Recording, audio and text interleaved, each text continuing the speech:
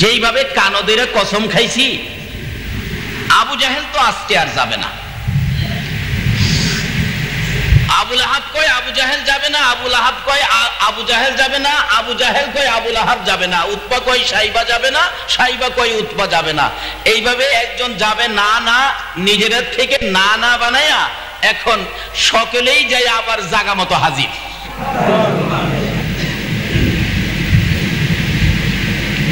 যখন সকাল হয় আবার দেখে একই অবস্থা, তখন বলতেছেন হাই হাই, আমরাই যদি এইভাবে কসম খাইয়া আবার কোরআন শুনতে আসি তাহলে লোকেরা আমাদেরকে কি বলবে। একজন আরেকজনের কানে ধরছে, একজন আরেকজনের কানে ধরে কসম খাইছে জীবনে আর আইতো না, কিন্তু সকালবেলার দেখে যে ঠিকই আগের জায়গায় দাঁড়াইয়া কোরআন শোনে। তো এতে কি বোঝা যায় কোরআনে মজা আছে কিনা বলুন তো? কিন্তু এখনো কোরআনে মজা আছে, কিন্তু কোরআনের মজাটা অপব্যাখ্যা করে আমাদের দেশে এক এক কিসিমের তাফসিরুল কোরআন মাহফিল করে কোরআনের মজাটাকে নষ্ট করে দিয়েছে। আসলে আপনাদের মনে কি কয় কোরআনের মজা আছে কিনা? তাহলে চলুন এক আল্লাহর ওলির জীবনীতে যাই। হযরতে আল্লাহর ওলি জুনায়েদ বাগদাদী রাহমাতুল্লাহ আলাইহির জীবনীতে পাবেন, উনি যখন পালোয়ান ছিলেন একজন খ্রিস্টানের বন্ধু ছিলেন। বন্ধুত্ব তো রয়ে গেলেন, কিন্তু নবীর প্রেম আর ভালোবাসায় জুনাইদ তো আল্লাহর ওলি হয়ে গেলেন। দেখা গেল ওই খ্রিস্টানটা তারপরেও বন্ধুত্বের টানে বন্ধুর পাশে আসে, বলতেছেন দোস্ত কালকে আমি আসতে পারবো না, আমাদের 1800 খ্রিস্টানদের পাদ্রী পিসাব হুজুর আসবেন, তার নসিহত শুনবো। আচ্ছা ঠিক আছে, নসিহত শোনার জন্য কালকে আসতে পারবো না। জুনাইদ বললেন আচ্ছা তোমাদের পাদ্রী কি নসিহত করে আমি শুনবো, আমাকে নিবা? হ্যাঁ চলেন বন্ধু চলেন। তো পরদিন জুনাইদ আল্লাহর ওলি উনিও রওনা হলেন, যে দেখে 1800 খ্রিস্টান এভাবে বসে আছে আর পাদ্রী তো আসনের মধ্যে বসে আছে, জুনাইদ নিচে বসে আছে। আমার আল্লাহ বলেন যে নবীর উসিলায় কুল কায়নাত এত কিছু করলাম, এই নবীর আশেক পাগল আমার বন্ধু জুনাইদকে নিচে বসাইয়া পাদ্রী তুই উপরে বসে মাতপুরি করবি, এই সুযোগ আমি তোরে দেব না, এই সুযোগ আমি তোকে দেব। ওই বন্ধু বলতেছেন খ্রিস্টান হুজুর নসিহত করেন, আজকে একজন মেহমান আছে ওনাকে শোনাবো। কিন্তু আল্লাহ রাব্বুল আলামিন আখিরি নবীর উম্মতের সামনে খ্রিস্টানের মাতবুরি এটা যেন আল্লাহ সইতে পারতেছেন না। আল্লাহ রাব্বুল আলামিন ওই পাদ্রীর ঘেট বাল বন্ধ করে দিলেন। এখানে একটা ঘেট বাল্ব আছে, এই যে দেখেন, এটা বন্ধ করে দিলেন। কিন্তু পাদ্রী যতই চেষ্টা করেন কিন্তু কোনো কথা বলতে পারতেছেন না, কোন কথাই আসতেছে না, খালি ঢুক গিলে। ওই খ্রিস্টান লোকটা বলতেছে হুজুর নসিহত করেন করেন। পাদ্রী কই নসিহত করব আমার জান যায়, নসিহত আইলে তো করব। আল্লাহ কই বন্ধ, এখানে মাতবুরি চলবে না। বলুন তো সকল নবী রাসূলের উম্মতের চাইতে আখিরি নবীর উম্মতের মর্যাদা কম না বেশি? তার মধ্য থেকে যারা আল্লাহর ওলি তাদের মর্যাদা, যারা নাইবে নবী তাদের মর্যাদা। আল্লাহু আকবার। নাইবে নবী একজন আলেম রাস্তা দিয়ে হাইটে গেলে এর বরকতে 40 দিনের জন্য কবরের আযাব বন্ধ হয়ে যায়। আল্লাহর ওলি নিচে বসে আছেন কিন্তু কোনো কথাই আসতেছে না। অবশেষে আধা ঘন্টা পরে বলতেছেন এখানে কি কোনো আখিরি নবীর উম্মত আছে, এখানে মুসলমান আছে? খ্রিস্টান বলে জি আমার একজন বন্ধু আছে যার নাম জুনাইদ। জুনাইদ আছে। কে জুনাইদ? কে জুনাইদ? মাথা উঁচু করে বললেন হুজুর আমি। তো আজকের নসিহত ওয়াজ হবে আপনার সাথে। কি ওয়াজ? আপনি তো আখিরি নবীর উম্মত। জি, আর আমার এই সব খ্রিস্টান, আমি পাদ্রী, আপনার সাথে কথা হবে।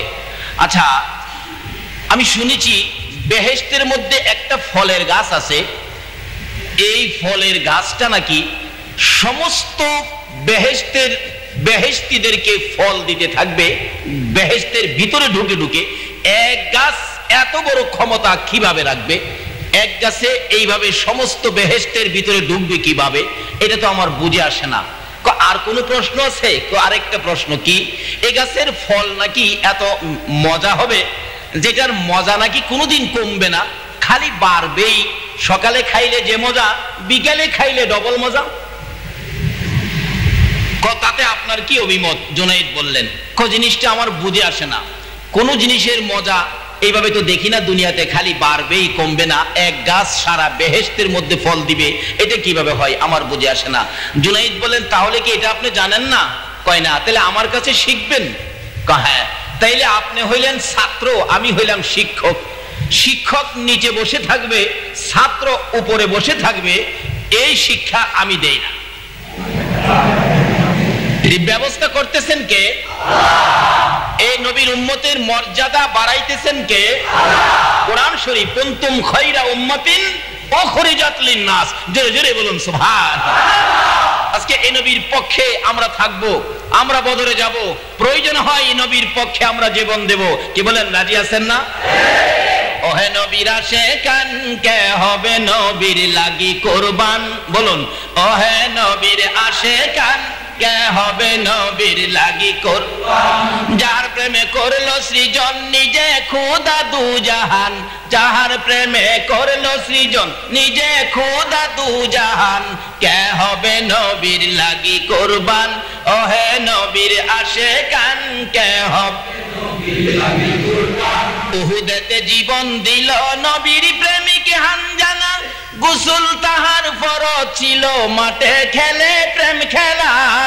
উহুদেতে জীবন দিল নবীর প্রেমিক হানজালা, গোসল তাহার ফরজ ছিল, মাঠে খেলে প্রেম খেলা।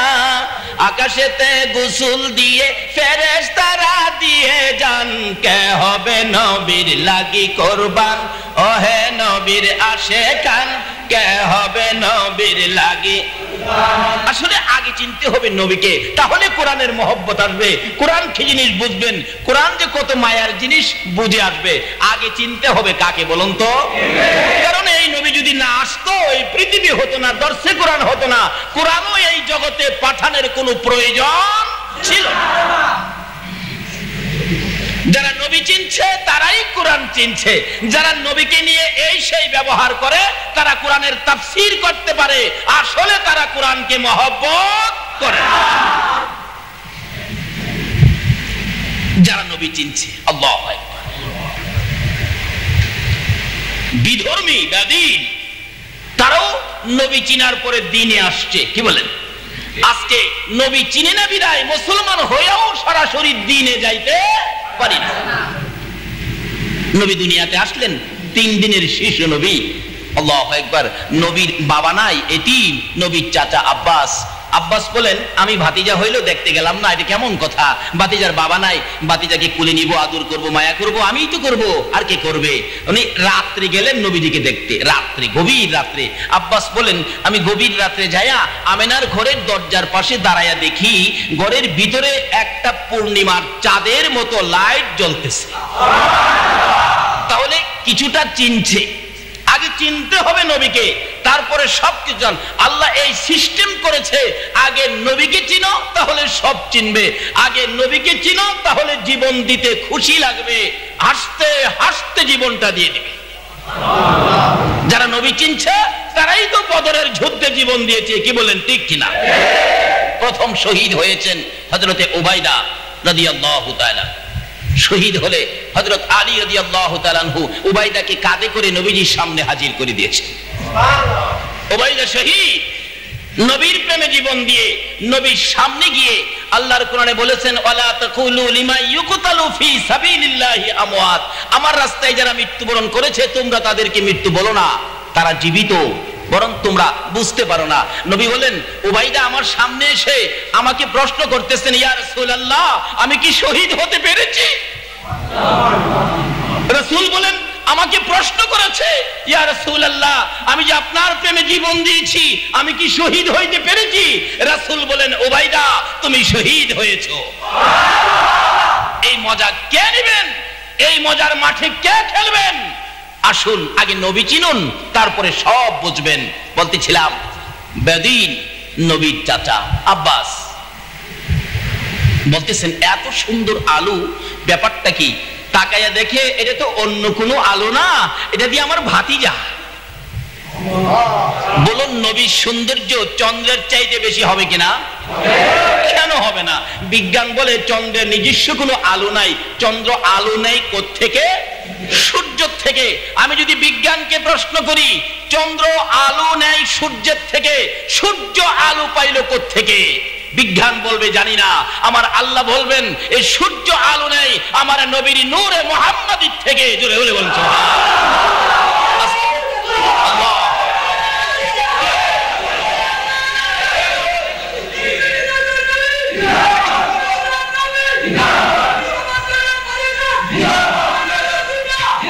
আসুন আগে নবী চিনি, তারপরে কোরআনের ভিতরে ঢুকি।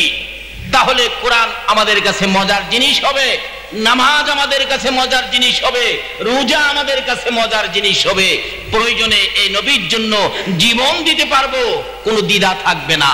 কি বলেন? আমি কি কথাগুলো বুঝাইতে পারতেছি? সময় তো অল্প, অল্প সময়ের মধ্যে আমার আলোচনা শেষ করতে হবে। যেই হোক, আসুন আগে বাড়ি। বলতেছিলাম হযরতে আব্বাস বলতেছেন এত সুন্দর ভাতিজা মন ভরে দেখবো, আর কাউরে জাগাবো না, মন ভরে একা একা দেখবো। আব্বাস বলেন আবার দেখি আমার ভাতিজা যে দোলনাটার মধ্যে শোয়া ছিল, 3 দিনের নবী, শিশু নবী, এই দোলনাটা মানুষ ছাড়াই এইভাবে নড়তেছে। আব্বাস বলেন এই কি আশ্চর্য, মানুষ ছাড়াই দোলনা নড়ে, এরকম তো আর কোনোদিন দেখি নাই, ব্যাপারটা কি? দেখি তো আরো কি হয়। আব্বাস বলেন আরো মজার ঘটনা, দেখি আমার ভাতিজা 3 দিনের শিশু নবী এ আঙ্গুল মুবারক ইশারা করে আকাশের চাঁদটাকে এভাবে ঘুরাইতেছে। আরে কি আশ্চর্য, 3 দিনের শিশু ভাতিজা এইভাবে আকাশের চাঁদ ঘুরায়। সুবহানাল্লাহ। আসতে গেলেন নাকি আপনাদের ফকির হাটেও কেউ ঘুরাইতে পারছে? তাহলে আসতে গেলেন যে সুবহানাল্লাহ। পৃথিবীতে এমন কোন ব্যক্তি আছে আকাশের চাঁদ ঘুরাইতে পারে? আব্বাস বলেন বুঝেছি, আমার এই ভাতিজা সাধারণ কোনো মানুষ নয়। যদি কোনোদিন ভাতিজা হাত বাড়ায় আমি ভাতিজার পক্ষে যাব। কেন? চিনে ফেলেছে, ছোট কালেই চিনে ফেলেছে। এইভাবে যারা নবীকে চিনে তারাই তো নবীর পক্ষে থাকে। এইভাবে যারা নবীর ঘটনা জানে তারাই ঈদে মিলাদুন নবী করে। কি বলেন, ঠিক কিনা? যারা নবীকে চিনে না তারা ঈদে মিলাদুন নবী। এই নবী পাওয়ার পরেই তো আমাদের খুশি। খুশির আরবিটাই হলো ঈদ। খুশির আরবিটাই হলো, যারা নবীকে চিনে নাই তারা খুশি হয় নাই, এই জন্য তারা ঈদে মিলাদুন নবী চিনে না। না শোক কিভাবে যাবে? নবীজি বলেছেন যারা রমজানের রোজা রাখো নাই তারা ঈদগায় আইসো না। তাহলে বোঝা গেল রমজানের রোজা যারা রাখছে তাদের জন্য ঈদ। কি বলেন, ঠিক কিনা? রমজানের রোজাদারের জন্য যেমন ঈদ, নবীকে যারা চিনে নাই, নবীকে যারা ভালোবাসা দেয় নাই তাদের জন্য ঈদে মিলাদুন নবী না। যারা নবীকে চিনেছে, নবীকে ভালোবাসা দিয়েছে তাদের জন্যই হলো ঈদে মিলাদ। যাই হোক, ওদিকে আমার আলোচনা না। বলতেছিলাম আব্বাস বলেন আমি নবীকে চিনে ফেলেছি, ভাতিজাকে চিনে ফেলেছি, ভাতিজার পক্ষে যাব।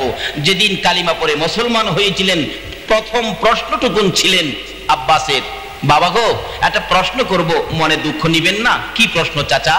আমি তোমাকে 3 দিনের দিন রাত্রে দেখতে গিয়েছিলাম, তোমাকে দেখে আমি ওদিন থেকে তোমার পক্ষে যাওয়ার একটা ইচ্ছে আমার অন্তরে জেগে গেছে। কিন্তু প্রশ্নটা হলো, তোমাকে দেখেছি 3 দিনের দিন শিশু দোলনার মধ্যে ছিলা, মানুষ ছাড়াই দোলনাটা এইভাবে নড়তেছে, এটার কারণটা তো আমি বুঝতে পারলাম না। আমার নবী 2টা চোখের পানি ছেড়ে দিয়ে ডাকতেছেন, চাচা এ দোলনা নড়ার কারণটা কি আপনি বুঝেন নাই? না বাবা আমি বুঝি নাই। বাবা শুনুন, চাচা শুনুন কেন নড়েছে। দুনিয়ার সাধারণ শিশুরা দোলনায় যখন শুয়ে থাকে মা দোলনা দোলায়, মা যদি ঘরে না থাকে বাবা দোলনা দোলায়। চাচা গো আমাকে দোলনায় শুয়াইয়া আমার মা যখন দোলনা দোলাইতো, কোনো কাজের জন্য ঘরের বাহিরে যাইতো, দোলনা যখন থেমে যাইতো আমি বারবার আকাশের দিকে তাকাইতাম। আমার আল্লাহ বলতেন, ফেরেশতারা রে আমার বন্ধু বুঝি জিজ্ঞেস করে ফেলবেন আমার দোলনা কেন থেমে যায়, আমার বাবা কই দোলনা কেন দোলায় না? রে ফেরেশতারা আমার বন্ধুর এই দুঃখটুকু আমার দরবারে তুলে ধরার আগেই তোরা হাজির হয়ে যা, আমার বন্ধুর দুলনা তোরা ফেরেশতারা দুলাইতে থাকো। বাবা জবাব পাইলাম। আরেকটা প্রশ্ন করব। কি প্রশ্ন? আমি দেখেছি 3 দিনের দিন আকাশের চাঁদ আঙ্গুলে ইশারা করে তুমি এইভাবে ঘুরাইছো, এরকম তো পৃথিবীতে কাউরে আর দেখি নাই। আমার নবী চোখের পানি ছেড়ে দিলেন। চাচা গো, এটার কারণটা জানতে চাইলেন।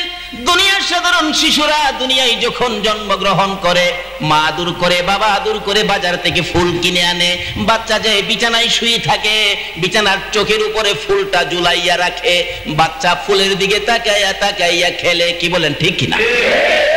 একটু বড় হলে ফুলের সাথে কথা বলতে চায়, ও আ করে, আর একটু বড় হলে হাত নাড়ায়া ফুলটা ধরে খেলতে চায়। চাচা, এমন একটা ফুল কেনার মতো মক্কা নগরে আমার কেউ ছিল না। আমি রাসূল যখন খেলার ইচ্ছে করতাম গো, আমার আল্লাহ আকাশের পূর্ণিমার চাঁদ আমার জন্য ফুল বানাইয়া ঝুলাইয়া রাখতো। ও বাবা, তোমার এই ঘটনা দেখে আমি আব্বাস ওদিন থেকে মনে মনে ভাবেছি আমি তোমার পক্ষে চলে যাইব। কাজী নবীর চিনছে যারা, নবীর পক্ষে রয়েছে তারা। জোরে জোরে বলুন সুবহান। এই নবী ছাড়া যত ইবাদত করেন, কুরআন তাফসীর করেন, কি হন? লাভ হবে? নবী ছাড়া নামাজ পড়লে লাভ হবে? সিস্টেম করে দিয়েছেন আমার আল্লাহ। সবচেয়ে উত্তম ইবাদত নামাজ। কি বলেন, ঠিক কিনা? উত্তম ইবাদত নামাজ। নামাজ পড়তে গেলে 5 ওয়াক্ত জামাতের সহিত। আমরা প্রথম ওয়াক্ত কোনটা? আরো জোরে কোন? ফজরের নামাজ কয় রাকাত? আচ্ছা দেখেন তো 4 রাকাতের নিয়ত বলি হয় কিনা? নাওয়াইতু আন উসাল্লি লিল্লাহি তাআলা 4 রাকাতি সালাতিল ফজরে ফরদুল্লাহি তাআলা। হয় নাই? বাবা, ফকিরহাটের মানুষ তো সাহস কম না, হুজুরেও ছাড়ে না। তাহলে বোঝা গেল এই দেশের মানুষের সাহস আছে। হুজুররাও যদি ভুল করে এটা মানতে রাজি না। যদি আমার নবীকে সাধারণ মানুষ কেউ বলে, তাহলে আমরা এই ওয়াজ মানতে রাজি না। আপনি বললেন 4 রাকাত, আমি 4 রাকাতের নিয়ত করলাম, আপনারা বলেন যে মানি না। কিভাবে করলে মানবেন? 2 রাকাত সুন্নত, 2 রাকাত ফরজ। আচ্ছা, সুন্নত আগে না ফরজ আগে? আমি আপনাদের কাছে প্রশ্ন রাখলাম, সুন্নত আগে কেন দেওয়া হলো? 5 ওয়াক্ত নামাজের প্রথম ওয়াক্ত ফজর 4 রাকাত নামাজ মাত্র, এর মধ্যে 2 রাকাত দিলেন বন্ধুর স্মরণে, 2 রাকাত রাখলেন নিজের স্মরণে। আল্লাহ বলেন 2 রাকাত আমার, 2 রাকাত বন্ধুর। আচ্ছা, বন্ধুরটা আগে নাকি আল্লাহটা আগে? সিস্টেম করে বুঝাইতে চায়। তোমরা চিনতে পারছো আমার নবীকে, আমার হাবিবকে, আমার বন্ধুকে? যেই বন্ধু না হইলে নামাজও উত্তম ইবাদত নামাজ, কিন্তু আগে নবীর সুন্নত। আল্লাহ বলেন এই নামাজ ইবাদত কিচ্ছুই হতো না যদি আমার হাবিব না হতো। কাজী এই নামাজ যদি ইবাদত যদি তোমরা আমার কাছে কবুল করাইতে চাও, তাহলে বন্ধুর স্মরণে 2 রাকাত সুন্নত দিয়ে ইবাদতে ঢুকো। আমার বন্ধু ব্যতীত নামাজও কবুল হয়। কথাটা কি বুঝাইতে পারছি? সংক্ষেপ আলোচনা, সময় কম। আসুন আগে বাড়ি, আগে নবীকে চিনেন। আসুন আল্লাহর ওলি, এই কোরআন শরীফের মর্যাদা কত, দাম কত, স্বাদ কত, মজা কত। সকল বই পুস্তক 1 বার 2 বার 3 বার পড়লেই কি বলেন, এটা আর ধরতে ইচ্ছা করে না। কিন্তু কোরআন শরীফ যতই পড়ে কোনো বিরক্তি আসে না। যত মজার গল্পের বই হোক, 2 বার 3 বার পড়লে এটা দেখলে কি কয়, এটা আর পড়তে ইচ্ছে করে না। কিন্তু কোরআন শরীফ যতই পড়ে কি বলেন, মজা কি কমছে? এটাই বুঝাইতেছিলাম কোরআনের মজা কত। আল্লাহর ওলি জুনায়েদ বাগদাদী রহমাতুল্লাহ আলাইহি বলতেছেন, আপনি যদি শিখেন তাহলে আপনি হবেন ছাত্র, আমি হব শিক্ষক। খেয়াল আসেনি কথাটা? শিক্ষক থাকবে নিচে, ছাত্র থাকবে উপরে, এটা হয় না। পাদ্রী তো জ্ঞানী মানুষ, তো চট করে নিচে চলে গেলেন। জুনায়েদ বাগদাদী রহমাতুল্লাহ আলাইহি উপরে বসলেন। আচ্ছা কোন তো এখন পেশাবরের নিচে নামায়া দিল, এখন 1800 পাদ্রীর 1800 খ্রিস্টানের মেজাজ কি এখন ঠিক আছে? হাই হাই হাই হাই হাই হাই হাই হাই হাই, আল্লাহ কয় আমার আখিরি নবীর উম্মতের সামনে হাই হাই করবি, এছাড়া আর কিছু পাইবে না। একই করলো আমাদের পাদ্রীরে নিচে নামাই দিল। জুনাইদ বলেন, দুইটা তোমার প্রশ্ন কি জানতে চাইছিলে? এক নম্বরে হলো এই একটা ফলের গাছ সারা বেহেশতিকে ফল দিবে, এটা কিভাবে? জুনাইদ জবাব দিচ্ছে, পাদ্রী শোনেন, আকাশে সূর্য কয়টা? পাদ্রী বলেন একটা সূর্য দিয়ে সমস্ত পৃথিবীর ঘরে ঘরে আলো দিতে পারতেছে কিনা? একটা সূর্য দিয়ে আলো হয় কিনা, নাকি আরেকটা দরকার? এ পর্যন্ত চট্টগ্রামের মানুষকে আন্দোলন করেছেন যে আরেকটা সূর্য লাগবে। একটা সূর্য ঠিকভাবে যদি পুরাপুরি ভাবে রৌদ্র ঠিক মতে দেয়, তাই তো বাবারে রাখতে হয়। বাবারে বাবা, একটাই তো বাবারে রাখতে হয়, আরেকটার আন্দোলন করবেন কোন সময়? একটা দিয়া সমস্ত পৃথিবীর কাজ আমার আল্লাহ চালাইছে কিনা? আল্লাহ বলেন একটা দিয়েই তো চালাইছি। জুনাইদ বলতেছেন আল্লাহর ওলি, ও পাদ্রী, একটা সূর্য দিয়া যদি সারা পৃথিবীর কাজ চালাইতে পারে যে আল্লাহ, সে আল্লাহ কি একটা ফলের গাছ দিয়া সমস্ত বেহেশতে ফল খাওয়াইতে পারবে না? পাদ্রী বলেন হ্যাঁ, কথাটা তো যুক্তিসঙ্গত, হ্যাঁ এটা বুঝে আসলো। তাহলে আরেকটা প্রশ্ন কি ছিল? এবার বলতেছেন, ওই বেহেশতের খানা, ওই গাছের ফল খাইলে নাকি সকালে যে মজা, বিকালে নাকি মজা ডবল বাড়তেই থাকবে, এটার স্বাদ নাকি কমবে না? জুনাইদ বলেন হ্যাঁ অবশ্যই, যেমন বাস্তবতা বুঝতে চায়। জুনাইদ বলেন, আমরা যে নামাজ পড়ি, বলুন তো 1400 বছর যাবত নামাজ পড়তেছি, নামাজ শুরু করেই আমরা প্রথম কোন সূরাটা তেলাওয়াত করি? সূরা ফাতিহা, আলহামদুলিল্লাহ। এই সূরাটা, এই যে নামাজ যেদিন থেকে আমাদের উপর ফরজ হয়েছে, নির্দেশ হয়েছে, এই যে ওদিন থেকে যে নামাজ পড়া শুরু হয়েছে, আচ্ছা বলুন তো কেউ কি এই সূরাটার প্রতি কোনো বিরক্তি আসছে? এই সূরাটার স্বাদ লাগে না, এটা পরিবর্তন করে অন্য আরেকটা সূরা পড়বো, এমন কোন ভাব, এমন কোন আলোচনা, এমন কোন সমালোচনা মসজিদে কোন জায়গায় শুনছেন কি আপনারা? তাহলে বোঝা গেল এত বছর যাবত যে সূরাটা তেলাওয়াত করতেছেন, এটার স্বাদ বুঝি এখনো কমে না। যদি স্বাদ কমতো তাহলে এটা পরিবর্তন করে আরেকটা ধরতেন। এই পর্যন্ত 1400 বছর যাবত একই সূরা প্রথমে শুরু করে দেন, বলতেও হয় না, অটোমেটিক মুখ দিয়া বাহির হয়। তাহলে বোঝা গেল এটার স্বাদ কি কমে নাই, বরঞ্চ আরো বাড়ছে। বিদায় আগে পড়ছে, আমরাও এটাই ধরছি, কেন? এটার স্বাদ আছে। পাদ্রী বলেন কি ব্যাপার বলতে চাইলেন? কয় সূরা ফাতিহার স্বাদ যেমন দুনিয়াতে কমে না, বেহেশতি খাওনের স্বাদ কমে না, বরঞ্চ আরো বাড়ে। পাদ্রী বলেন, জুনাইদ যুক্তিসঙ্গত জবাব দিলেন, আমার বুঝে আসছে, তাহলে আপনার কথাটা সুন্দর। অন্যরা বলতেছেন, পাদ্রী আপনার দুইটা প্রশ্নের জবাব জুনাইদ দিল, আপনারে যদি কোনো প্রশ্ন জুনাইদ করে আপনি কি পারবেন? খ্রিস্টানরা বলতেছেন, জুনাইদ আপনিও প্রশ্ন করেন, আমাদের পাদ্রী সাহেবও জবাব দিয়ে দিব। আল্লাহ কয় গেট বাল্ব কি? গেট বাল্ব চিনেন না? কারণ আল্লাহ নিজেই তো কোরআন শরীফে ঘোষণা দিয়েছে, কুনতুম খায়রা উম্মাতিন উখরিজাত লিন-নাস। আল্লাহর কথা সত্য হবে কিনা বলুন তো? এবার সবাই বলতেছেন, পিসাব পাদ্রী সাহেব আপনি প্রশ্ন করেন না। কই আমি তো দুইটা করলাম, জুনাইদের পালা। জুনাইদ বলেন, আচ্ছা প্রশ্ন আপনি দুইটা করছেন, আমি একটা প্রশ্ন করব, জবাব দিবেন কি? পাদ্রী বলেন, দেব জবাব দিব। খ্রিস্টানরা কইরা দেখেন না খালি। জুনাইদ প্রশ্ন করলেন একটা, বলুন কয়টা? বলতেছেন, পাদ্রী সাহেব আপনি দুইটা প্রশ্ন করলেন জান্নাত থেকে, তাইলে বোঝা গেল জান্নাত আপনি বেশি পরিচয় বুঝি, জান্নাতটা বুঝি আপনার দেখাশোনা জানাশোনা আছে। আমি জান্নাত থেকেই একটা প্রশ্ন করব। কি প্রশ্ন? আচ্ছা বলুন তো, জান্নাতের দরজায়, জানালায়, গেটে, ফিলারে কার নাম লেখা আছে? পাদ্রী খালি ডুব গিলে। খ্রিস্টানরা কই হুজুর কোন কোন? ওই মাতবুরি কম করিস, কোত্থেকে কমু জানলে তো। জুনাইদ কই কোন না, আপনি যখন জান্নাত থেকে প্রশ্ন করছেন, বলুন বলুন বলুন। কই কই বাবা দেহি না তো। আল্লাহর ওলি জুনাইদ বাগদাদি রহমাতুল্লাহ আলাইহি বলতেছেন, প্রভু গো এই পাদ্রীকে জান্নাত দেখার শক্তি দাও। আল্লাহর ওলিদের ডাক আল্লাহ শুনে কিনা? শুনে। শুনে তাহলে ওলির পক্ষে থাকবেন, কি বলেন ঠিক কিনা?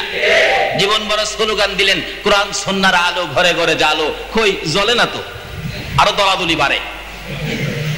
কিন্তু শান্তি শৃঙ্খলাময় পরিবেশ কোরআন সুন্নাহর আলো জ্বালাইতে গেলে আরেকটা স্লোগান সাথে ফিট করুন, বেলায়েতের আলো ঘরে ঘরে ঝালো। এই বাংলার জমিনে হযরতে শাহজালাল ইয়ামিনী রাহমাতুল্লাহ আলাইহি এসে প্রথম সিলেটের জমিনে বেলায়েতের আলো জ্বলেছে, তারপরে কোরআন সুন্নাহর আলো বিলি করেছে। বেলায়েতের আলো জ্বালিয়ে কোরআন সুন্নাহর আলো হাতে দেন, তাহলে কোরআন সুন্নাহ বুঝবে, দলাদলি থাকবে না, হিংসা বিদ্বেষ থাকবে না, মারামারি ধাক্কাধাক্কি থাকবে না। বাংলার মুসলমান নবী চিনবে, আমার আল্লাহ চিনবে। বলতেছিলাম জুনাইদ বাগদাদি রহমাতুল্লাহ আলাইহি বলতেছেন, প্রভু গো দেন না, তার চোখের পাওয়ার বাড়িয়ে দেন না। আল্লাহর ওলিদের কথা আমার আল্লাহ শোনে কিনা? আল্লাহু আকবার। আসুন যাব আমি বদরে, তার আগে রাস্তা ক্লিয়ার করতেছি। কি বলেন? যাইতে গেলে তো রাস্তা লাগবে, তো রাস্তা কি? আল্লাহর ওলিদের ডাক কিভাবে শুনে, একটা বাস্তব ঘটনা আমাদের এলাকায়। এক আল্লাহর ওলি যার নাম ছিলেন আব্দুল হেলিম হুসাইনি, মাওলানা আব্দুল হেলিম হুসাইনি। উনি আল্লাহর বড় বুজুর্গ ছিলেন, আল্লাহর একজন খাস ওলি ছিলেন। একবার দুইটা গ্রামে একটা শিমল গাছ, তুলা গাছ নিয়ে ঝগড়া। তুলা গাছ দুই গ্রামে এইভাবে প্রস্তুত হলেন, মনে হয় যে কয়েকটা মার্ডার হয়ে যাবেন একটা গাছের জন্য। কোত্থেকে যেন আল্লাহর ওলির সামনে হাজির। বাবারা রাখেন, আপনারা আশরাফুল মাখলুকাত, সৃষ্টির শ্রেষ্ঠ জাতি, সেরা জাতি, আপনারা মারামারি করবেন, অন্য মাখলুক তো আপনাদেরকে ঘৃণ্য ভাববে, আপনাদেরকে তো দীক্ষার দিবে। সৃষ্টির শ্রেষ্ঠ জাতি মারামারি করে। আচ্ছা কোন তো আল্লাহর ওলির এই উপদেশটা ভালো দিল না খারাপ দিল? আচ্ছা আল্লাহর ওলিরা তো এরকম ভালোই করে, নাকি কোনো খারাপই করছে কোনোদিন? আল্লাহর ওলি কি নিয়ে ঝগড়া তোমাদের? হুজুর এই শিমল গাছ, তুলা গাছটা নিয়ে ঝগড়া। কি ব্যাপার? তুলা গাছটার মালিক ছিলেন একটা মহিলা। মহিলা বলেন, হুজুর আজীবন পর্যন্তই তুলা গাছটার তুলা দিয়ে আমার সংসার চলে, আমি গরিব মানুষ। আজকে ওই পার্শ্ববর্তী সীমানাওয়ালা বলে এই গাছটা নাকি তার সীমানার মধ্যে। আল্লাহর ওলি বলেন, আচ্ছা যার ঘাস যদি তার সীমানার 3 হাত ভিতরে যায় তাহলে তো কোনো ঝগড়া হবে না তো? কয় না। হাজার হাজার মানুষের সামনে আল্লাহর ওলি তুলা গাছকে বলতেছে, ও তুলা গাছ, তোমার জন্য কেন মানুষ ঝগড়া করবে? সৃষ্টির শ্রেষ্ঠ জাতি, তোমারে আমি হেলিম হুসাইনি কইতেছি, যার গাছ 3 হাত ভিতরে যাও। সঙ্গে সঙ্গে হাজার হাজার মানুষের সামনে তুলা গাছটা ওই মহিলার সীমানার 3 হাত ভিতরে চলে গেলেন। আল্লাহর ওলিদের কথা গাছেও শুনে। এইরকম ওলিদের পক্ষে আপনারা থাকতে রাজি আছেন কিনা? যাই না ওদিকে, আলোচনা হলো বদর, আমি বদরে যাব। আসুন রওনা হব বদরে। যাই হোক, বলতেছিলাম কোরআনের মজা যে আছে, জুনাইদ বাগদাদি ওই পাদ্রীর সাথে আলোচনা করে দেখাইলেন কি সূরা ফাতিহার মজা। 1400 বছর যাবত তালাওয়াত চলছে, এর মজা কমে নাই, এমনকি কিয়ামত পর্যন্ত চলবে, কোরআনের মজা কমবে না। বলতেছেন, বলুন তো এই বেহেশতের দরজা, জানালা, চৌকাঠ, ফিলার, বিছানায়, ভেড়ের মাথায় কি লেখা আছে? পাদ্রী কই দেখি না তো। খ্রিস্টানরা কই হুজুর কয়লান, কয়লান। কই মাতবরি করিস না, কয়লাম কইতে কইলামু আন্তাজি কইলইব। কই হেলা কইলো কেমনে? কয় হেলা যা কইছে রাইট কইছে। কথা আপনিও দুই চারটা রাইট কর না, রাগ কথা কইস না। হ্যাঁ মন দেখে না। জুনাইদ বলতেছেন, আল্লাহ এই পাদ্রীকে বেহেশত দেখার শক্তি দাও। আল্লাহর ওলিদের ডাক আল্লাহ শুনে কিনা? সঙ্গে সঙ্গে ওই পাদ্রী বেহেশত দেখতেছেন, চোখের সামনে ভাসতেছেন। দেখে বেহেশতের প্রত্যেকটা দরজা, জানালা, চৌকাঠের মধ্যে লেখা মুহাম্মাদুর রাসূল। পাদ্রী দুইটা চোখের পানি জোর জোর করে ছেড়ে দিলেন। তার পক্ষের লোকেরা প্রশ্ন করেন, খ্রিস্টানরা, পাদ্রী কি দেখলে, কি দেখে চোখের পানি ছেড়ে দিয়েছো? পাদ্রী বলেন, কথা কইস না, কথা বাড়াইস না, জান্নাতের দরজা, জানালা, চৌকাঠের মধ্যে তাকাইয়া দেখি রে, লেখায় আছে মুহাম্মাদুর রাসূল। জুনাইদ আর পাদ্রী থাকতে চায় না, খ্রিস্টান থাকতে চায় না। ঈসা নবীর উম্মত হয়ে থাকতে চায় না। জুনাইদ রে, তোর হাতটা বাড়াইয়া দে, আমি কালিমা পড়ে মুসলমান হইয়া যাইতে চাই। আল্লাহর ওলি জুনাইদ হাত বাড়াইয়া দিলে ওই পাদ্রী সহ 1800 খ্রিস্টান এট এ টাইম মুসলমান হইয়া যায়।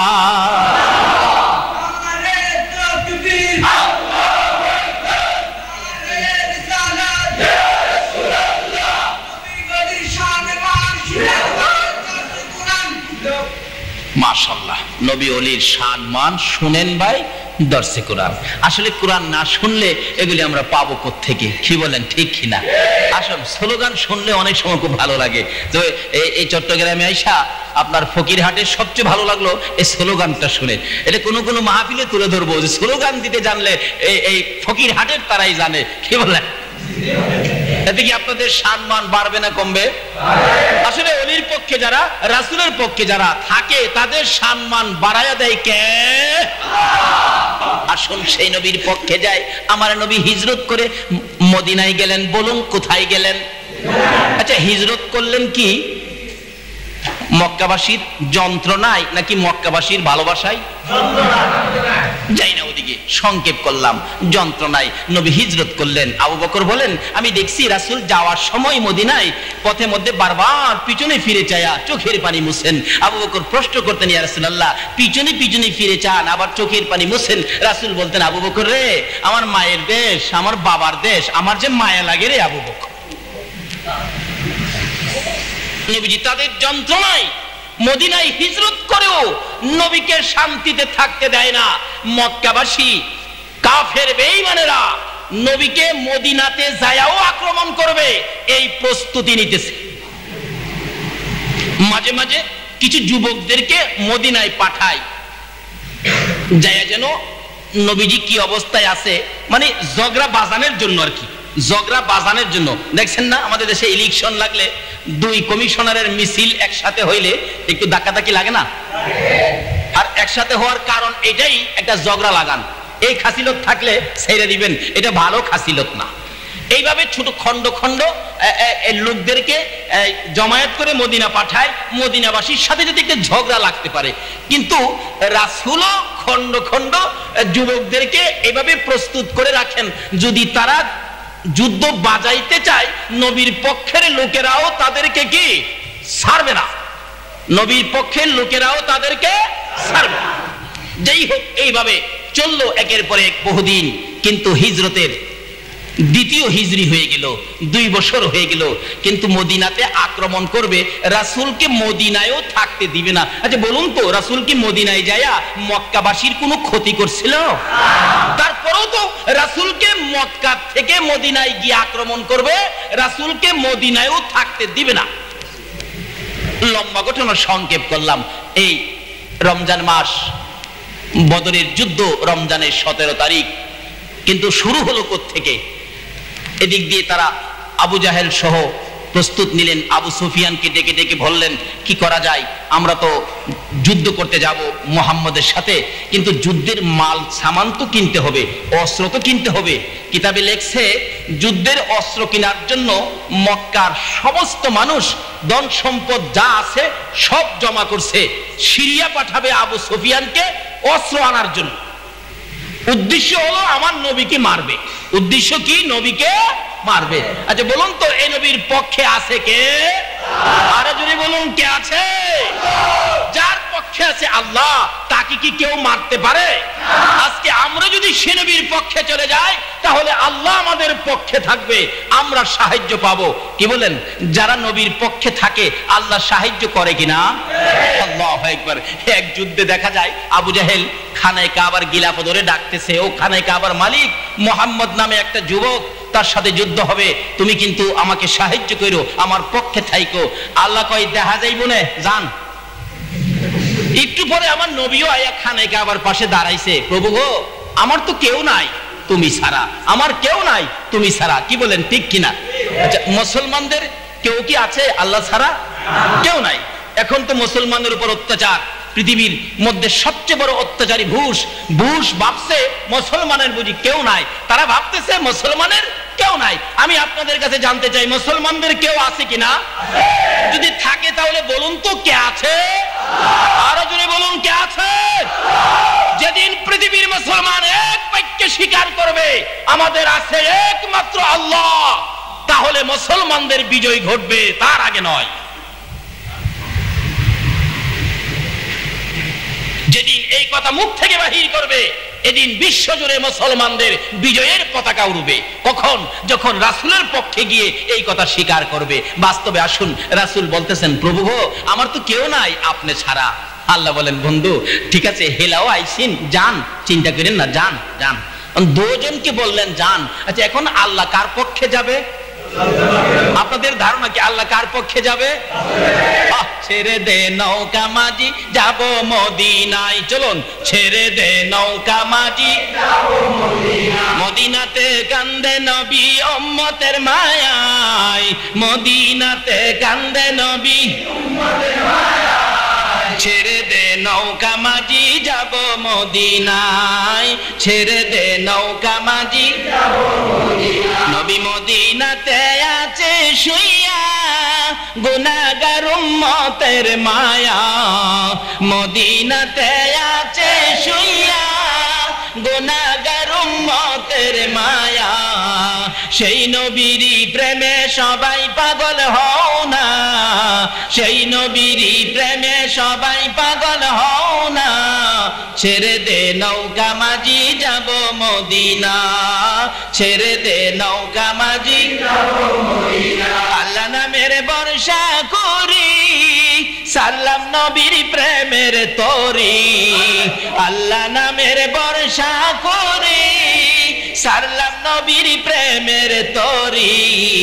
দয়াল নবীর রওজা খানি আমায় দেখাও না, দয়াল নবীর রওজা খানি আমায় দেখাও না। ছেড়ে দে নৌকা মাঝি, যাব মদিনা, ছেড়ে দে নৌকা মাঝি, যাব মদিনা। কি বলেন, মদিনা যাবেন? যদি তৌফিক দেয় যাবেন? যাইলে লাভ হবে না লস হবে? একটা সদাই মদিনায় বিক্রি হয়, যেটা পৃথিবীর কোন মার্কেটে এই সদাইটা বিক্রি হয় না। একটাই মার্কেট, একটাই সদাই, মদিনা ব্যতীত আউট অফ মার্কেট কোন মার্কেটে এই সদাই নাই। একটাই সদাই, একটাই মার্কেট, সেটা হলো সোনার মদিনা। সদাইটা কি বলবো? রাসূল বলে গেছেন, মানজারা কবরি ওয়াজাবাত লাহু শাফাতি। রাসূল বলেন, আমার কোন আশিক, আমার কোন পাগল পৃথিবীর যেখান থেকে হোক, আমি নবীর রওজাটা যদি আয়েশা জিয়ারত করে যায়, তাকে শাফায়াত করে জান্নাতে নেওয়া আমি নবীর উপরে ওয়াজিব হয়ে যায়। আবার আমাদের দেশে কেউ কেউ বলবে হজ করতে মক্কা গেলেই চলে, মদিনা যাওয়া লাগে না। তাদের পক্ষে কি আপনারা থাকবেন? এদের পক্ষে যারা যাবে তাদের পক্ষে আমার আল্লাহ থাকে না। আল্লাহ থাকে কার পক্ষে বলতেছিলাম? আমার নবী বলেন, খোদা গো, আমার তো কেউ নাই আপনি ছাড়া। আবু জাহেলও বলল, ও খানে কাবার মালিক, যুদ্ধে যাব, খেয়াল রাখিস। নবীও বলল, খোদা গো, যুদ্ধে যাব। আচ্ছা বলুন তো, দুজনে বলল যুদ্ধে যাব, আল্লাহ কার পক্ষে যাব? আল্লাহ কার পক্ষে যাব? নবীজি রওনা হয়েছে। তাহলে আল্লাহ যার পক্ষে যায়, আমরা যদি তার পক্ষে থাকি আল্লাহর সাহায্য পাবো কিনা? আসুন, তাই বলতেছিলাম, যাইতেছে আমার আল্লাহ নবীর পক্ষে। এবার যুদ্ধের ময়দানে নামতেছে আবু জাহেলের পক্ষে ইবলিস সকল চেলাপেলা লইয়া নামছে। আবু জাহেল, আমিও আছি তোমার সাথে, চিন্তা করো না। আমার আল্লাহ কয়, ও জিবরাইল, ইবলিস তো আবু জাহেলের পক্ষে গেছে, তোমরা কি বৈশা রইছো? ফেরেশতারা তোমরা যাও না। ফেরেশতারা কার পক্ষে যাবে বলুন তো? আরো জোরে কোন? যে রাসূলের পক্ষে আল্লাহ থাকে, ফেরেশতারাও থাকে, আমরা সেই রাসূলের পক্ষে থাকলে বলুন আল্লাহর সাহায্য পাবো কিনা? বলবেন, হুজুর, ফেরেশতারা শুনেছি তরবারি নিয়ে আকাশ থেকে নামছে, কিন্তু তরবারি নিয়ে নামলে এখন যে অবস্থা, বিজ্ঞানের যুগ, পৃথিবীতে বিধর্মীদের যে হেভি হেভি পারমাণবিক বোমারু বোমা বিমান এই সেই এগুলি দিয়ে বুমিং করবে, তরবারি লইয়া ফেরেশতা আইলেই বা কি হবে? ফেরেশতা কি পারবে তরবারি দিয়া এই সমস্ত যুদ্ধ করতে? আল্লাহ বলবেন, চিন্তা করিস না, আমারও বোমারু বিমান আছে। সুবহানাল্লাহ।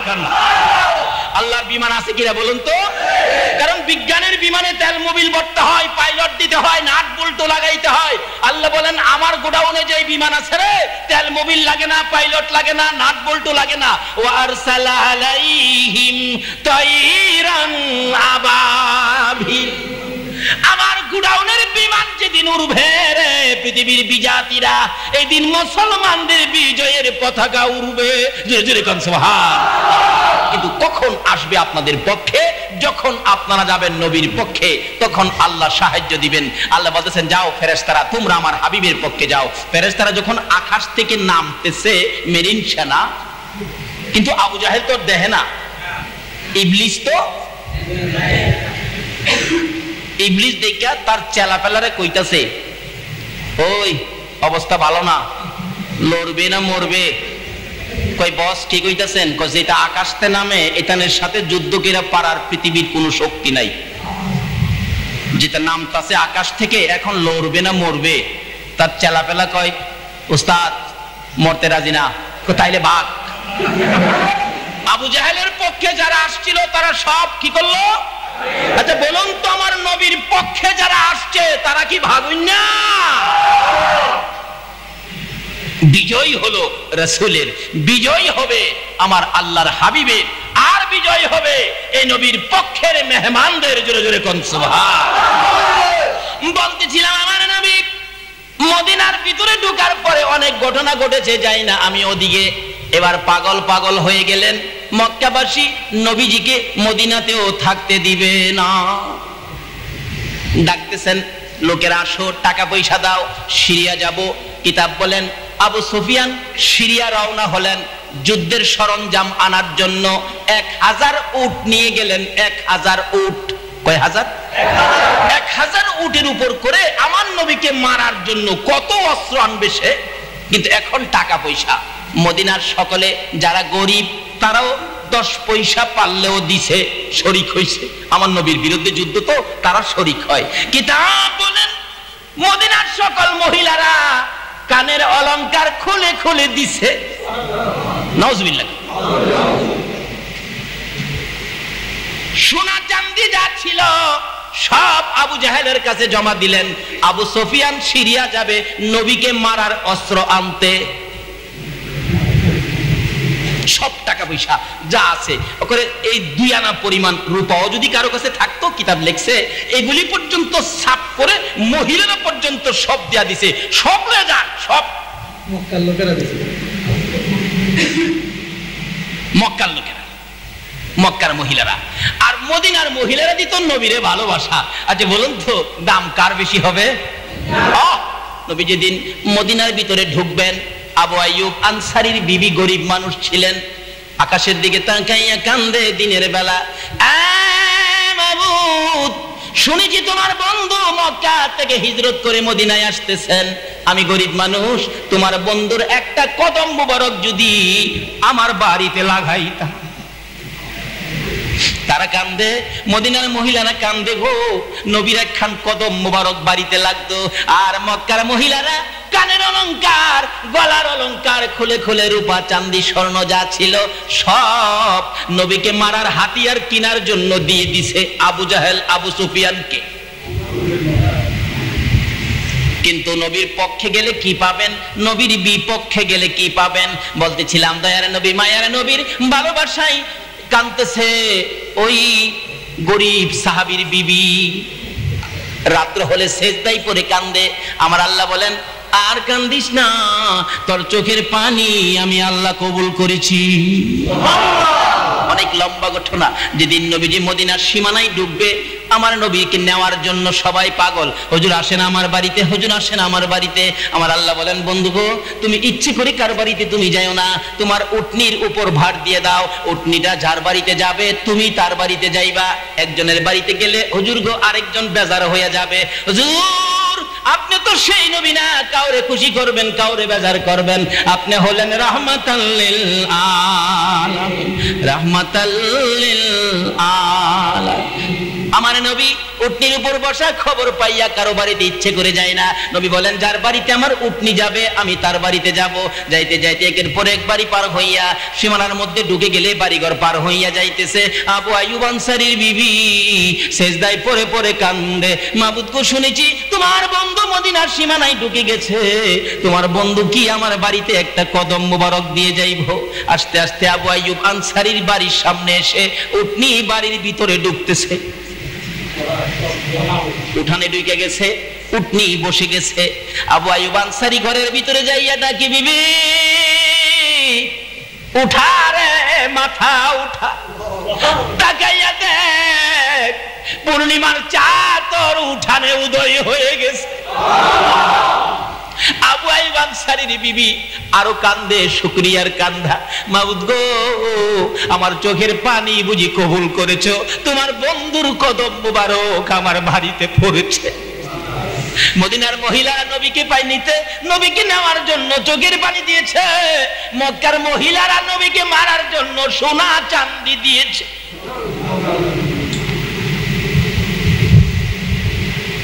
এই নবীর ভালোবাসায় মহিলারা গো দর্শে কোরআনের পক্ষে তোমরাও আইসা যাও।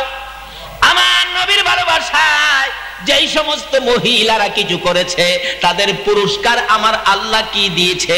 আবু বকর বলেন আমি একদিন দেখি আমার নবী মসজিদে নববীর বারিন্দায় গায়ের চাদর মুবারক বিছাইয়া ডাকতেছে, সাহাবীরা রে আমার রুমালে চাদরে কে কি দিবি দেখি, আমারে কি দি তোরা আমাকে খুশি করবে।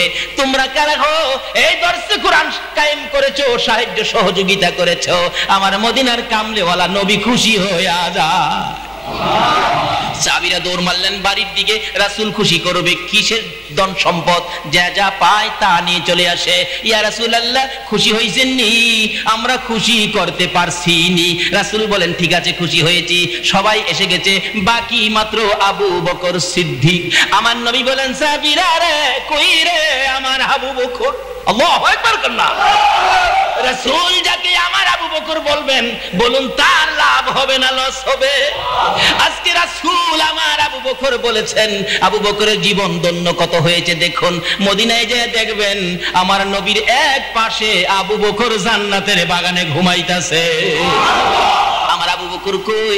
আমার আবু বকর তো এখনো আসে নাই। আবু বকর বাড়িতে যাইয়া কিছুই পায় না, সব তো আগে দিয়ে দিলেন। রুমালটা বিছাইয়া ছোটখাটো জিনিসগুলি গাঠুরি বাঁধতেছেন, কুপি বাতি, তরকারির চামিচ, নিমকদানি, এগুলি সব গাঠুরি বাঁধতেছেন। আবু বকরের বিবি প্রশ্ন করেন, স্বামী গো এইগুলি কিসের জন্য গাঠুরি বানাইতেছো?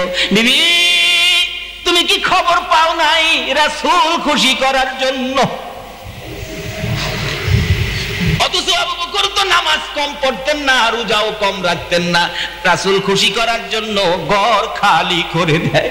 আজকে দর্শে কোরআনের পক্ষ থেকে কেউ যদি 10টা টাকার জন্য হাত বাড়ায়, ধাক্কা মেরে ফিরাইয়া দেয়, ব্যবসা পাইছো কি পাইছো এ সমস্ত কথা বলে ধাক্কা দেয়, যাই না ওদিকে। কোরআনের পক্ষে যারা হাত বাড়াবে গো আমার আল্লাহ বলেন আমার কোরআনের পক্ষে যারা হাত বাড়াবে এ হাতের নিচে দিয়া আমি আল্লাহর কুদরতি হাতটা বাড়াইয়া রাখবো।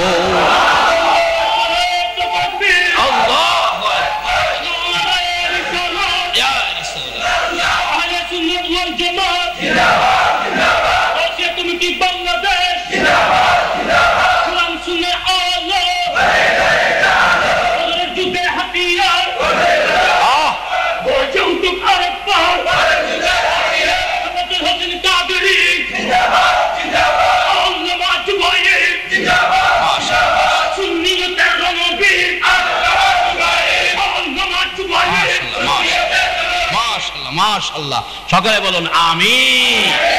আসুন আগে বাড়ি। এইভাবে শুধু স্লোগানের মাধ্যমেই আমরা এটা নিয়ে আগে বাড়তে চাই না। জায়গায় জায়গায় মহল্লায় মহল্লায় আমরা সংগঠন করব, কি বলেন? রাজি আছেন না? সংগঠন আমার রাসূল করেছে কিনা? যে সংগঠনের নাম ছিল হেল্পফুল হুজুর। আমার নবী নিজেও সংগঠনের মাধ্যমে আগে বেড়েছেন। আপনারা আসুন, শুনেছি জুবাইর ভাই এ ব্যাপারে খুব বলিষ্ঠ ভূমিকা রাখতেছেন। জুবাইর ভাইয়ের নেতৃত্বে আপনারা জায়গায় জায়গায় মহল্লায় মহল্লায় নবীর পক্ষের সংগঠনগুলি করুন, নবীর পক্ষে সময় দিতে রাজি হয়ে যান। সাহাবীরা নবীর পক্ষে সময় শুধু নয় জীবন পর্যন্ত দিয়ে দিয়েছে। আমরা কি এই সংসারের সময় থেকে একটু করে সময় নবীর পক্ষে সাংগঠনিক সময় দিতে রাজি আছেন না? আল্লাহ তুমি কবুল করো, সকলে বলো না আমিন। আসুন, বলতেছিলাম সময় তো কম, সাংগঠনিক আলোচনা আজকে বেশি একটা করতে পারবো না। সাংগঠনিক শক্তি অবশ্যই দরকার আছে, সাংগঠনিক শক্তি অবশ্যই দরকার আছে, এবং সাংগঠনিক শক্তি অর্জন করতে গেলে, এটা বজায় রাখতে গেলে যাদেরকে নেতা নির্ধারিত করা হয়, এই নেতার নেতৃত্বকে সকলে মানতে হবে। আমাদের একটাই সমস্যা, নেতা মানতে রাজি না। মদিনার ইতিহাস খুলুন, আমার নবী নিজে নেতৃত্ব দিলেন হযরতে বেলাল হাবশিকে, অথচ বেলাল কালো মায়ের সন্তান, বেলাল নিগ্রো, পেঁচা নাক, কিন্তু নেতৃত্বের উপযুক্ত বিদায় নেতৃত্ব দিলেন বেলাল হাবশিকে। আমরা মনে করি ইমুক সাহেবের পোলারে নেতাগিরি দিল না, চৌধুরী সাহেবের পোলারে সভাপতি দিল না, আমরা এই সংগঠনে নাই। এই হলো আমাদের দুর্ভাগ্যের কারণ, হলো এই আমরা যে নেতৃত্বের উপযুক্ত তাকে আমরা নেতা বানাবো, তার নেতৃত্বে আমরা আগে বাড়বো। সাহায্য করবেন আমার আল্লাহ। যেই হোক, ওদিকে যাই না, সংক্ষেপ আলোচনা, সময় শেষ হয়ে গেছে। যেহেতু রোজার মাস, সেহরি খাবেন। আমার নবীর পাগল ছিলেন মদিনার মহিলারা। আবু বকরের বিবি বলতেছেন, স্বামী গো, সব নিয়ে যাইবা, ব্যাপারটা কি? রাসূল খুশি করব। কথাটা খেয়াল আছে? রাসূল খুশি করব। এবার আবু বকরের বিবি বলতেছেন, কেমন মহিলা দেখেন, মক্কার মহিলারা সোনা চাঁদি দেয় নবীকে মারার হাতিয়ার কিনতে, আবু বকরের বিবি কি করে দেখেন। স্বামী গো, শুনেছি মদিনার মহিলারা নবীকে খুশি করার জন্য কত কিছু দিয়েছে, আমার যে কিছু নাই, আমি কি কিছু দেব না?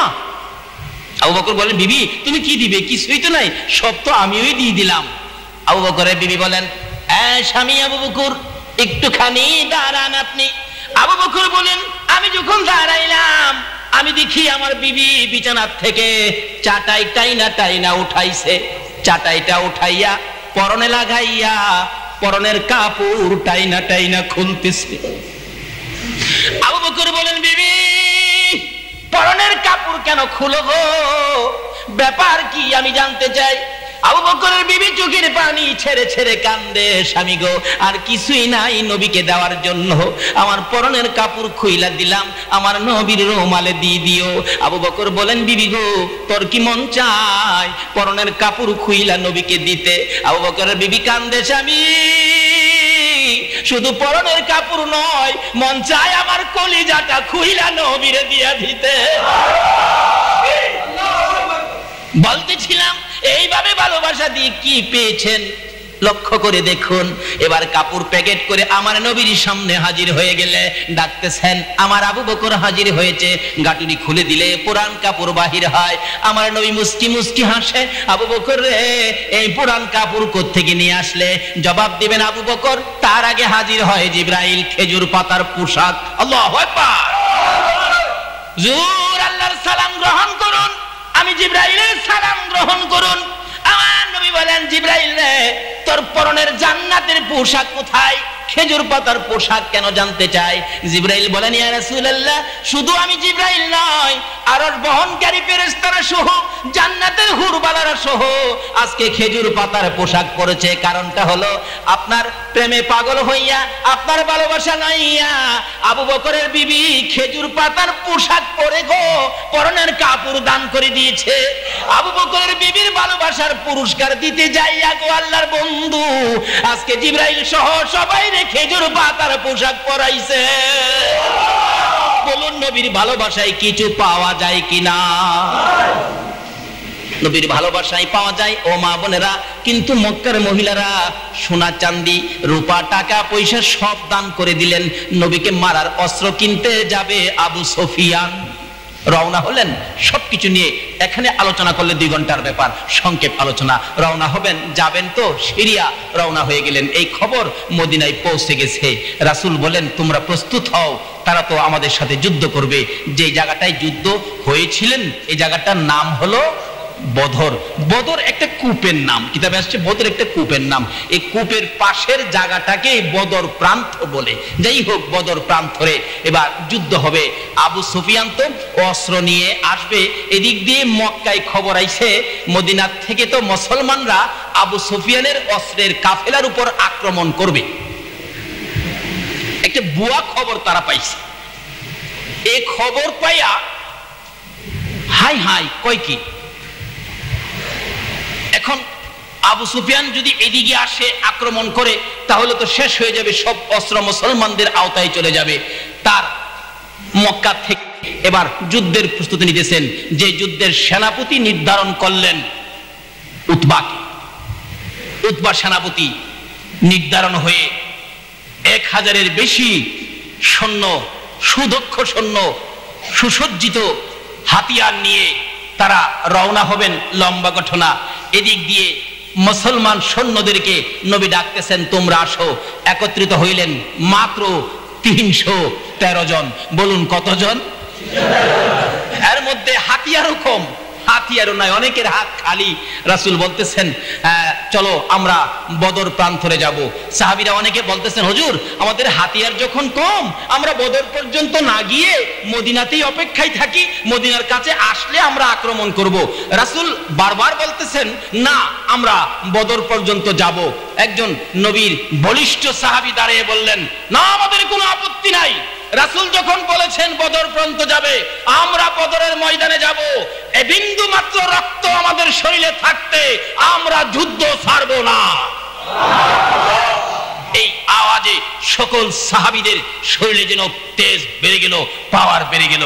এদিক দিয়ে রওনা হয়ে যাবেন রমজানের 12 তারিখ। বলুন কয় তারিখ? রমজানের 12 তারিখ বদর প্রান্তরে রওনা হবেন। ওদিক দিয়ে উতবার নেতৃত্বে, উতবার সেনাপতিত্বে আবু জাহেল সহ বড় বড় কুরাইশ সর্দাররা সহ 11 সব মিলে আইসা গেলেন বদর প্রান্তরে। মক্কা থেকে যাইতে হাতের বাম দিকে পড়ে, মক্কা থেকে মদিনায় যাইতে হাতের বাম দিকে পড়ে। মক্কা থেকে 80 কিলোমিটার, 80 মাইল কিতাবে লিখেছেন, কিলোমিটার লেখে নাই, 80 মাইল দূরে। মদিনার থেকে 80 মাইল দূরে বদর প্রান্তর। নবীজিও সৈন্যদেরকে নিয়ে রওনা হলেন। সাহাবীরা বলেন, ইয়া রাসূলুল্লাহ আমাদের হাতিয়ার তো কম, সৈন্য কম, এত বিশাল বাহিনীর সাথে আমরা কি কুলাইতে পারবো? হাতিয়ার কম। রাসূল বলেন, দেখো বিজয়ের জন্য হাতিয়ার শর্ত নয়, বিজয়ের জন্য সেনাবাহিনী শর্ত নয়, বিজয়ের জন্য শর্ত হলো আমার আল্লাহর সাহায্য। এই বক্তব্যের পর সাহাবীরা আর দুর্বল নয়। রাসূল যখন বলেছেন বিজয়ের জন্য শর্ত হলো আল্লাহর সাহায্য, আল্লাহ পাক বলেন, বন্ধুগো আমিও তোমার জন্য সাহায্যের পুটলা করে রাখছি, এই সাহায্যের পুটলা আমি তোমাকে বদরের প্রান্তরে দেব। বলুন আল্লাহ যদি কারো পক্ষে থাকে তার কোনো ভয় আছে? যাই হোক, অনেক লোকেরা রওনা হলেন। 1 মাইল আইসাই রাসূল 1 মাইল আইসাই আবার নির্দেশ দিলেন, দেখো আমাদের মধ্যে ছোট ছোট বাচ্চারা আছে কিনা, বাচ্চাদের তো যুদ্ধের ময়দানে নেওয়াটা ঠিক হবে না, বাচ্চারা আছে কিনা। এমনি চট করে একটা বাচ্চার সামনে বলতেছেন, বাবা তুমি? হ্যাঁ হুজুর আমি যুদ্ধে যাব। বাচ্চা, ছোট বাচ্চা। রাসূল বলেন, না ছোট বাচ্চা যুদ্ধে নেওয়া যাবে না। যেই বলছে নেওয়া যাবে না, বাচ্চাটা এমন একটা চিৎকার মারছে, প্রভু গো আমার ইচ্ছে ছিল রাসূলের পক্ষে যুদ্ধের ময়দানে জীবন দিব, রাসূল তো আমারে দিতে রাজি না। এইভাবে অনেক বাচ্চাদেরকে কার সিট করে শেষ পর্যন্ত 2টা বাচ্চাকে আর কার সিটে ফালাইতে পারে নাই। মাজ আর মুআব্বিস 2 ভাই বলতেছেন, হুজুর আমরা তো মার কাছ থেকে বিদায় নিয়ে আসছি, আপনার সবচেয়ে বড় দুশমন আবু জাহেলটারে আমরা শেষ করে দিব।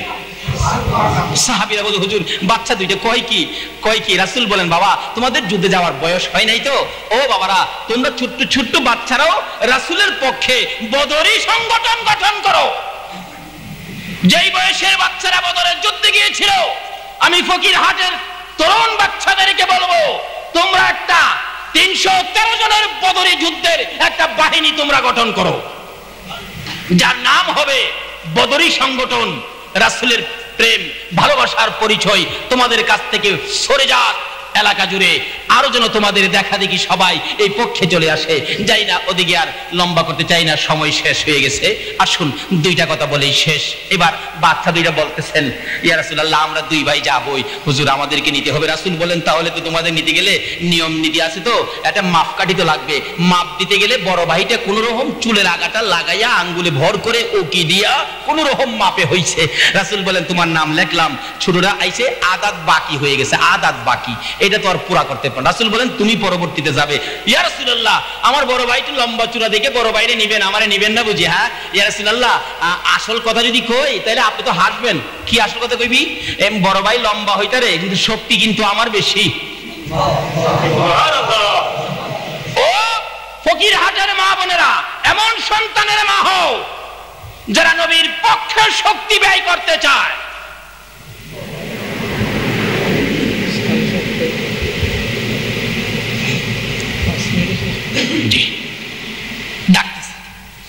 ইয়া রাসূলুল্লাহ আমার কিন্তু শক্তি বেশি। রাসূল বলেন, কয় কি তোমার শক্তি বেশি কিভাবে? হুজুর বিশ্বাস যদি না করেন আমরা দুই ভাইকে কুস্তি লাগায় দেন। সাহাবীরা বলেন, হুজুর বাচ্চারা কয় কি লাগায় দেন তো। দুইজনকে কুস্তি লাগানোর নির্দেশ দিলে ছোট ভাই বড় ভাইয়ের ডাকে, ভাই এদিকে আয়, আমি তো তোর সাথে পারবো না, তুই আমার বড় না, কারণ তুই তো আমার আগে দুনিয়াতে আইছস, আলু খাইলেও তো মুন দুয়েক বেশি খাইছস, তোর লগে আমি পারমু। কিন্তু যুদ্ধে যাইবার লেগা ভাই একটু মধ্যে স্বীকার করলে তোর নাম তো লিখছেই, আমার নামটা লিখবো, একটু মধ্যে তুই করবি, করবি ভাই করবি, তোর পায়ে ধরি করবি। বড় ভাই কো ঠিক আছে, তোরে লই এই যাবো, লাগাও। কুস্তি লাগাইয়া দিলে দুইজন কুস্তি লাগতে হঠাৎ বড় ভাই নিচে পড়ে গেছে, ছোট ভাই উপরে বসে গিয়া, ইয়া রাসূলুল্লাহ কইছিলাম না। এই সংগঠন করুন মহল্লায় মহল্লায়, পাড়ায় পাড়ায়। এই সংগঠনের নমুনা দেখার জন্য মদিনার মাটিতে রাসূল শুয়ে শুয়ে 24টা ঘন্টায় উম্মতের দিকে নজর দিচ্ছে। এভাবে তিনবার লাগাইলে তিনবার বিজয়ী হলেন। রাসূল বলেন, ঠিক আছে চলো। এই দুই ভাইকে সঙ্গে নিয়ে গেলেন যুদ্ধের ময়দানে। ওদিকে দাঁড়িয়ে আছে আবু জাহেলের দল, এদিকে দাঁড়াইলেন আল্লাহ রাসূলের দল। মাত্র কিছু সংখ্যক মানুষ, তারা তো হাজার বাহিনী। এবার হাজার বাহিনীর সেনাপতি বলতেছে, কত বড় সাহস, এই কতগুলি বাচ্চা কাচ্চা নিয়ে হাতিয়ার ছাড়া লোক নিয়ে যুদ্ধ করতে আসছে, টের পাও না শেষ করে নেবো। আমার আল্লাহ কয়, বন্ধু গো এদের হুঙ্কারে তুমি ভয় পাইও না, তাদের হাতিয়ার থাকতে পারে কিন্তু তোমার সাথে রয়ে গেছি আমি আল্লাহ। যেই হোক আল্লাহ যার পক্ষে থাকে বিজয় তারই হবে। যুদ্ধ শুরু হবে। এবার ওলীদ, উতবা, শাইবা তিনজন সামনে দাঁড়ায় ডাকতেছে, মুসলমানদের পক্ষ থেকে কে আসবা, আসো। তিনজন সৈন্য সামনে দাঁড়াইলে উতবা বলেন, এই সমস্ত লোকের সাথে আমরা মারামারি করতে আসছি না, আমাদের সমকক্ষ বীর পাঠাও। রাসূল বলেন, আলী, আলী রে বেরিয়ে যা, আমির হামজা বেরিয়ে যাও, উবাইদা বেরিয়ে যাও। তিনজন সামনে গেলে তিনজনের মোকাবেলায় হযরত আলী রাদিয়াল্লাহু তাআলা আনহু যখন তরবারি চালাইলেন, আলীর তরবারির আঘাতে ওলীদ দুনিয়া থেকে বিদায়। আমির হামজার তরবারির আঘাতে উতবা দুনিয়া থেকে বিদায়। উবাইদার সাথে যুদ্ধ করে শাইবা উবাইদাকে জখম করে ফেললেন। তখন তৎক্ষণাৎ হযরত আলী রাদিয়াল্লাহু তাআলা আনহু তরবারি চালায়া শাইবাকে দুনিয়া থেকে বিদায় করে দিয়ে জখম অসুস্থ অবস্থায় হযরতে উবাইদাকে কাঁধে নিয়ে রাসূলের সামনে পেশ করে দিলেন। তুমুল যুদ্ধ শুরু হয়ে যায়। বাচ্চা দুইটা বলতেছেন আব্দুর রহমান বিন আউফের সাথে গিয়ে, চাচা চাচা এর মধ্যে আবু জাহেল কোনলা, হেলারে দেখায় দেন, হেলারে দেখায় দেন। আব্দুর রহমান বিন আউফ বললেন, আশ্চর্য হয়ে গেলাম, বাচ্চা মানুষ, হাতিয়ার দুর্বল খেজুরের ডাল, আবু জাহেলকে তালাশ করে এমনি দেখি আবু জাহেল দৌড়াদৌড়ি করতেছে যুদ্ধের ময়দানে, অবস্থা ভালো দেখা যায় না। দেখাই দেওয়ার সাথে সাথে দুইটা বাচ্চা আবু জাহেলের সামনে গিয়ে দাঁড়াইলেন। আবু জাহেল, একটা কদম সামনে যাবি না, আমার রাসূলের সাথে বেয়াদবি করেছো, রাসূলকে কষ্ট দিয়েছো, আজকে তার প্রতিশোধ নেওয়ার জন্য আমরা হাজির হয়েছি। আমি বলবো ফকিরহাটের ভাইদেরকে, এমন সন্তানের মা হও, এমন সন্তানের বাবা হও যারা রাসূলের সাথে বেয়াদবি করবে, ওই রকম দুশমনদের মোকাবেলায় এখনো দাঁড়াইতে পারবে। ওই দুইটা বাচ্চার আঘাতে আবু জাহেল জখম হয়ে যায়, দুর্বল হয়ে পড়ে গেলে একটা বাচ্চাকে আঘাত করলেন আবু জাহেলের ছেলে আকরামা, একটা হাত কেটে গেল, হাড্ডি কেটে গোশত লাইগা হাতটা জ্বলতেছে, হাতটা কাঁধে রেখে বাম হাতে আক্রমণ, কষ্ট হয়। আব্দুর রহমান বিন আউফ বলেন আমি দেখেছি হাতটা লড়াচড়ি করতে কষ্ট হয়, আবার কাঁধের থেকে নামায়া পায়ের নিচে দিয়ে টান মেরে হাত ছিঁড়ে ফেলাইছে। এমন সময় হযরতে আব্দুল্লাহ ইবনে মাসউদ রাদিয়াল্লাহু তাআলা বলেন আমি দৌড়ায় গিয়ে আবু জাহেলের বুকের উপর পাড়া দিয়ে তার কল্লাটা আলাদা করে দিয়েছি, কল্লাটা নিয়ে আমার রাসূলের সামনে পেশ করে দিয়েছি, ইয়া রাসূলুল্লাহ এই যে দেখেন আপনার দুশমনের কল্লা। বিজয় হলো মুসলমানদের বদরের যুদ্ধে। দিনটা ছিল রমজানের 17 তারিখ। কাজী রমজান মুসলমানদের বিজয়ের মাস। আসুন আমরা রমজানের ইজ্জত করি, কোরআনের ইজ্জত করি, কোরআনের পক্ষে থাকি, রাসূলের পক্ষে থাকি, আল্লাহর ওলিদের পক্ষে থাকি। আল্লাহ আমাদেরকে সেই বুঝ দান করুক। সকলে বলুন আমিন। দুরূদ সালাম মদিনা পাঠায়া দোয়া করুন, ইয়া নবী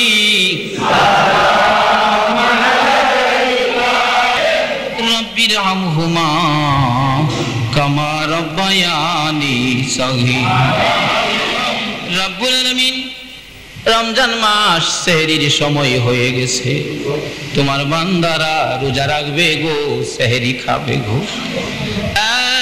মাবুদ এই পবিত্র মাসে পবিত্র সময় ধরছে কোরআনের মাহফিলে বসে আমরা যারা হাত বাড়াইছি, একবারে খালি হাত বাড়াই নাই, তুমি যার প্রেমে সব বানাইছো, যার উপর দুরূদ ও সালাম ফেরেশতাদেরকে নিয়ে প্রেরণ করতেছো, ইমানদারদেরকে ডেকেছো, ইমানদার নবীর আশিক লইয়া দুরূদ ও সালাম মদিনা পাঠাইছি গো আল্লাহ। মাবুদ আমাদের দুরূদ ও সালাম গুলো পাখির মতো উড়াইয়া উড়াইয়া দয়ার নবী মায়ার নবীর রওজাত হারে পৌঁছাইয়া দাও। ইহাকে উসিলা করে আমরা যারা হাত বাড়াইছি আমাদের তামাম জিন্দেগীর গুনাহগুলো ক্ষমা করে দাও। মাবুদ 5টা রোজা পার করে দিয়েছে, সারাদিন না খাইয়া কষ্ট করে যারা রোজা রাখে গো আল্লাহ, লম্বা নামাজ তারাবি আদায় করে রাত্র ভরে কোরআনের পক্ষে বসে সময় দিয়ে তোমার নবীর উপর দুরূদ ও সালাম মদিনা পাঠাইয়া হাত বাড়াইছে গো আল্লাহ। জানি না কিভাবে ডাকলে তুমি খুশি হইবা, জানি না কেমন ভাবে ডাকলে জীবনের গুনাহ ক্ষমা দিবা, না জানিয়া না বুঝিয়া বেবুর শিশুর মতো তোমার মেহমান রোজাদারকে লইয়া হাত বাড়াইছি গো আল্লাহ। এই রোজাদারের হাত তুমি কেমনে খালি ফিরাইবা গো আল্লাহ? ফিরাইও না, ঘুরাইও না, কার জীবনে কত গুনাহ হিসাব জিগাইও না।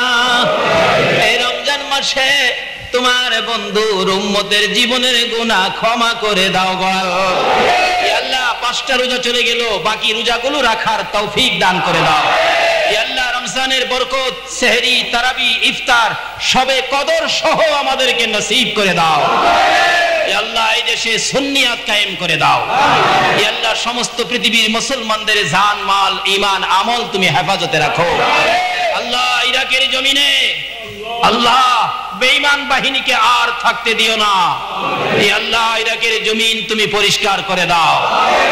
রব্বানা তাকাব্বাল মিন্না ইন্নাকা আনতাস সামিউল আলিম وتب علينا يا مولانا إنك أنت التواب الرحيم وصلى الله تعالى على خير خلقه محمد وعلى آله وأصحابه أجمعين بحق لا إله إلا الله محمد رسول